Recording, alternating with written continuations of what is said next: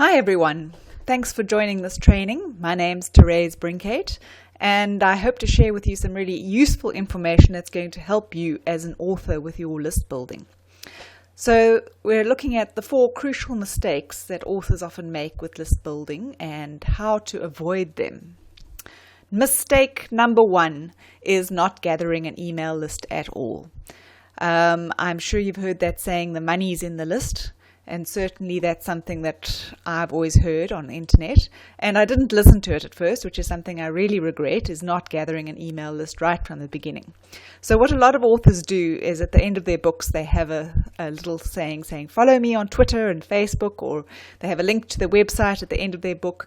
But these are really not going to be effective in building your market. You might get 1 or 2 followers, but that's fickle and not long term.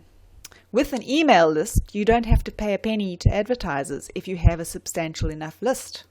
You own your list and you dictate the content. You can build a relationship with that list and you can create loyal fans, which will really help you. Over time, you could have a marketing machine that runs itself. So it's really, really worthwhile right from the start building an email list. Mistake number 2. Is just expecting readers to sign up to your list without offering anything in return. Nowadays, people are quite shy in exchanging their email. They know about email lists, and you need to offer something of value in exchange for an email, not just ask people to sign up to your list. For example, you could offer a free novella, a short story, perhaps a backstory to your current series. You could use your imagination, there's no limit, but make sure it is something your ideal reader will love. For example, you could have a dossier on any of the characters in your novels.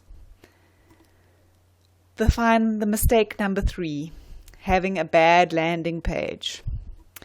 Now, the landing page is the page that your readers will use to decide whether or not to hand over their email. It needs to be attractive and compelling, and that call to action needs to be compelling. So not just a submit, but something that's really going to make them excited. There's an example of a bad landing page. Here we have sign up to Shane Rhodes' newsletter to get updates on new releases and special offers. It's not really very compelling to give away both your name and your email, and the call to action is just sign up. How bland. Really, I'm probably not going to go there. And at the same time, he's also got an advert for one of his latest books on that page. And he might actually get some people to buy, but he's probably got them to click away from the landing page. And as a result, he might have once-off purchases, but he hasn't really built up a relationship for repeat business. Not a good landing page at all. Here's a good one. We've got an attractive page. There's a nice attractive picture of the book. Get Desert Heroes free today. That's a prequel to the acclaimed series, a little bit of a blurb about that book. He's only asking for email. Let's not clutter up and ask people to put too many fields to fill in. Email is enough. Everybody knows that nobody's going to send you a personalized email. They understand the way that these autoresponders work. So I think just asking for an email is the best. And then your call to action, send me my free novel. It's not just sign up, it's saying, okay, I'm getting my email so I can get a free novel. Much more likely to get some people actually signing up for this list. Mistake number 4 is not effectively following up with your list. Okay, you get the landing page going, you've got people signing up. What do you do after that? Email is a great tool for a long-term business. Unlike social media, which is very fickle and flippant and people come and go, email is something that people are probably always going to have. So you need to treat that reader's email with respect, but you also need to make sure they don't forget you. So it's important not to take too long in communicating with your list, otherwise they might put you in the spam folder. So how regularly should you email? Really, it's very difficult to say. It is up to you and your style, but the key is to maintain a regular schedule, at least once a quarter, but preferably more often. Let's say a monthly newsletter is quite a good option. That's not going to overwhelm your readers, but it's going to keep you at the top of their mind, so they will remember you and not be likely to put your email in the spam folder. What type of email content should you send to readers? Obviously, email is a great way to tell prospective readers about new launches, but please don't only do that. People don't want to only be sold to. Build a relationship, add interesting content. So what sort of content are you going to want to add? For example, what you are currently reading. Readers might be interested to know what their author likes to read. What you are working on. So what kind of novels you're working on, what stories, what books, what are your thought process behind it, what interesting research, without giving the game away of the novels, but building some sort of excitement and anticipation. Other interesting bits of information you feel are share-worthy. What would you normally like to share with your friends? Without giving away or telling them the daily tasks that you do with your little children, you can share interesting bits of information that you like to engage with. And a good tip is to always provide links to your books at the end of the mail.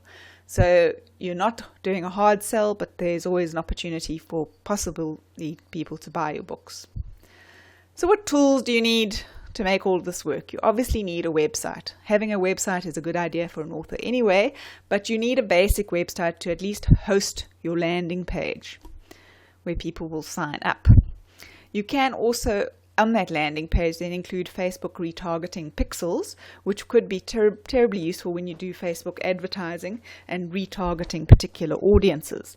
I'm not going to go into depth on that because there's lots of information out there. Then, the big thing that you do need is an autoresponder. So I'm going to compare two big companies and then also provide you with a third different option. The companies I'm going to look at are MailChimp, which is the most frequently recommended autoresponder company for new authors out there. And then Aweber, which is apparently the most popular autoresponder company, most used by a number of people, companies, and internet marketers. So MailChimp, why is MailChimp so often used? It's because they have a free plan. Everybody loves free, right? First 2,000 subscribers are free, gratis, and for nothing on MailChimp.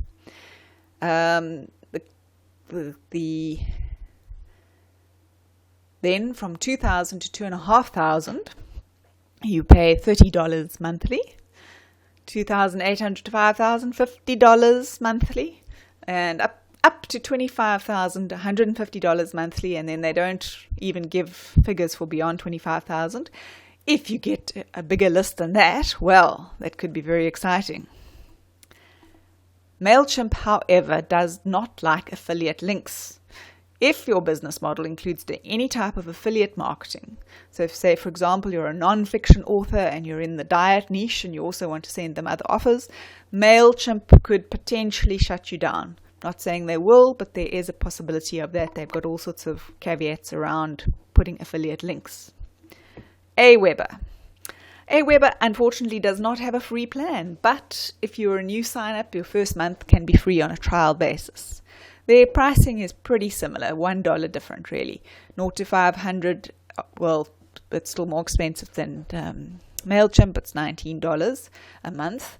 500 to 2,500, nearly $30. 2,500 to 5,000, nearly $50 monthly.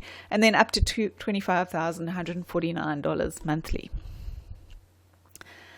But what if you could be independent of all of these high monthly costs associated with autoresponders? I would like to introduce you to Brett Ratecki, and I'm going to hand over to him. He's a well-respected internet marketer, and he's going to tell us more about the different option. Thanks. Over to you, Brett. Hey guys, Brett here, and when I first started my internet marketing business, I used MailChimp to send out my emails. And the reason I used MailChimp is because they had a free plan, and quite frankly at the time, I couldn't afford to pay an expensive autoresponder. And then one day I logged in my account and I got a message that said it was suspended. I was not able to send emails anymore. I'm not really sure what I did. I had a good open rate, I had a good response rate, and my spam complaints were low. Just one day out of the blue, they let me know that I was no longer able to send emails with their system. Even worse, when I went and sent in a support ticket asking why I wasn't able to send emails, they completely ignored me. They just canceled my account and ignored any contact attempts that I made after that. So basically what happened is overnight I lost my business, because in the IM business, if you can't send emails, you are not in business. I woke up one morning and my business was completely gone, completely taken away from me. Fortunately, I had saved backups of my email list, so I was able to look for another autoresponder service. I ended up going over to Aweber, not because they were my first choice, but because they were one of the few that actually allowed me to upload my existing list. And of course, they didn't allow me to upload my entire list, though. They filtered out some of the emails, and I ended up losing about 30% of my existing list. They never really gave me any explanation as to why they were filtering out those emails. These were emails from people that were opening my messages, that wanted to get my messages, but for one reason or another, without any explanation, Aweber simply said that I couldn't upload those emails to their servers. But at least I had 70% of my list in an autoresponder, and I was able to send out emails again. Honestly, at the time, I was happy with that because it's better than being completely out of business. Things with Aweber were great for a while. I built my list up to over 9,000 subscribers, I was getting great open rates, I was getting high click rates, and I was getting low spam complaints. Everything was wonderful, and I was happy that I was actually making money in the internet marketing business. All my hard work and effort was finally paying off. In fact, I was getting much higher responses than the industry standard. I was getting 20 to 22 open rates, 10 to 12% click rates, low complaint rates, and low bounces.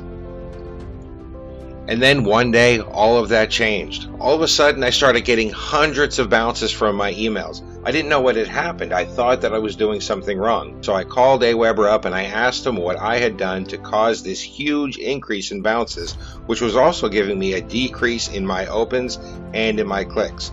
And you know what they told me? They told me that I didn't do anything wrong. They told me that the problem was a spammer on their system had caused one of their IP addresses to get a bad reputation.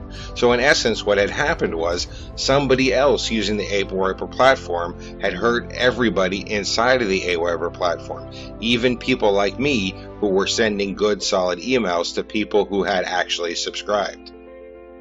In essence, I was personally suffering not for something that I had done, but because I was using a multi-user system that had allowed a negative user to sneak in and hurt the entire platform. After a while, I noticed that the bounces weren't so high anymore, but I wasn't getting anywhere near as many opens. Where I was getting 2,000, 2,300, 2,400 opens on a single email, now I was only getting 1,500, 1,400, 1,300, and sometimes even much less. And I started to get worried. I thought that I was losing touch with my customers. I thought I was losing my list, and I thought I was losing my business. So once again, I called Aweber and I asked them if I was doing something wrong. I asked them if there was a problem with me. And once again, they told me the problem wasn't with me. The problem was with them. The problem was with their system, and their system being on blacklists because a spammer had gotten into their network and was using Aweber in a negative way. Once again, I was being hurt, not from what I had done, but because I was using a multi-user system and a negative user was hurting everybody. After a couple of months, I had enough. I decided that it was time to create my own system. It was time to create my own way to send out emails to my subscribers so that I don't have to rely on anybody but myself. And because of this, I started working on the MailIt WordPress plugin. Now, after nearly 6 months of development, I felt that I had a reliable system. I felt that I had a system that I could not only sell to my customers, but that I could also use in my own business. So I decided to put my money where my mouth is. I decided to bite the bullet, delete my Aweber list, and put my entire business in the hands of my MailIt WordPress plugin. So here are some of the results that I've been getting with the Mail It WordPress plugin, and I wanted to use it in my own business for two reasons. First of all, I wanted to get better open rates and better deliverability than I was getting with the autoresponders. And second of all, because I strongly feel that if I'm going to ask people to trust their business in the hands of my software, I should be willing to trust my own business in the hands of the very same software. So let's go ahead and take a look at some of the email opens and click rates that I've gotten. So the first one I'm going to show you is my review for Facebook Livewire. And you can see here, I got 2,080 opens with the very first email that I sent. I got a 21% open rate to that email. Now that email didn't have a clickable link in it, so it doesn't show me any clicks, but I want you to see the open rate.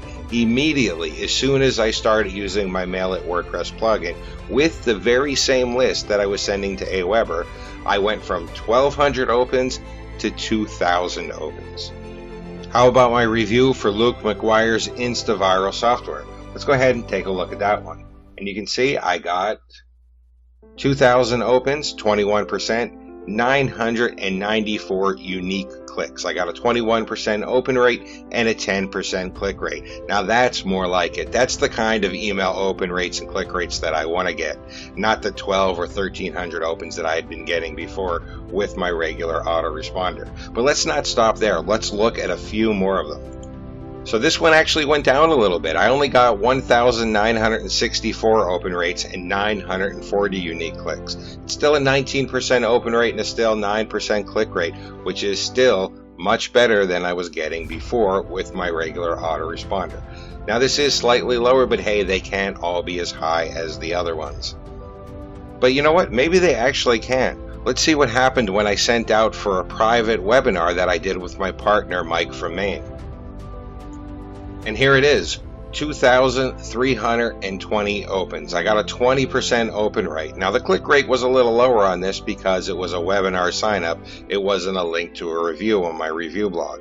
But I want you to notice that open rate, 20%, 2,320 opens from an 11,000 email list.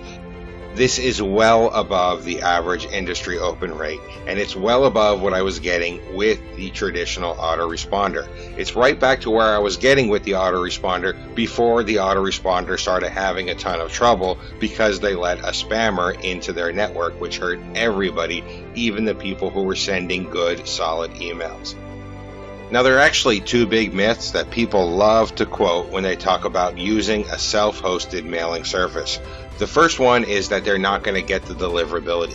And as you can see, I just proved that wrong. I actually get a better deliverability sending with my Mail It WordPress plugin than I did with my high-priced autoresponder. The second thing that they love to say is that your IP address is going to get banned. That as soon as you start sending out mass emails, your IP address is going to get blacklisted and you're not going to get in on the inbox anymore and your reputation is going to get destroyed. And I want to go ahead and disprove that one right now. So here we are, we're on SenderScore, and you can feel free to do this yourself as well if you want to test this yourself. I'm going to go ahead and I'm going to add in my domain's IP address. So I'm just going to type it in here. I'm going to check the CAPTCHA to show that I'm actually not a robot. I'll click on View Report.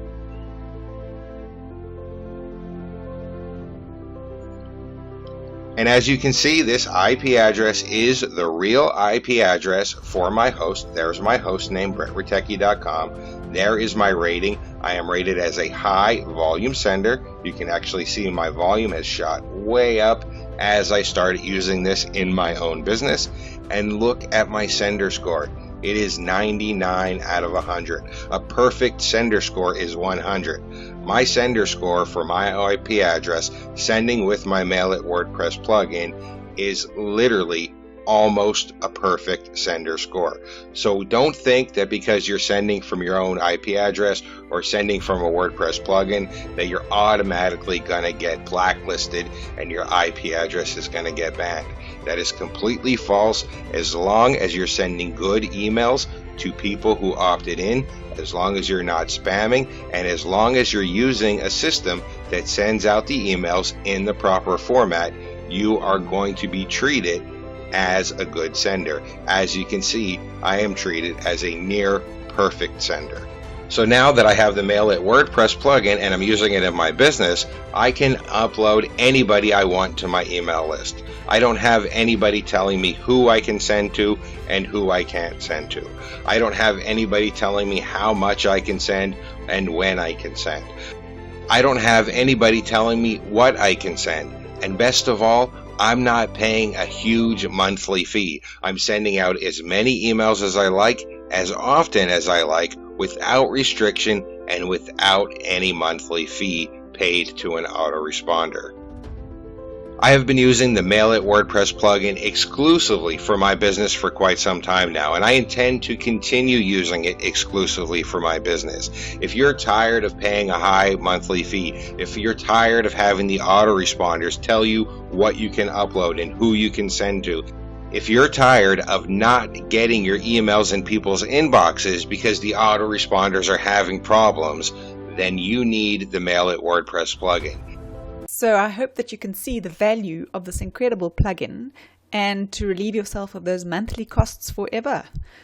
Mail It is on special today for $47 once off, no recurring costs. It's normally $67, but $47 on this special. It's a 14-day money-back guarantee. Don't hesitate, because once the timer ends, it will be back to $67. Click the link below to buy now.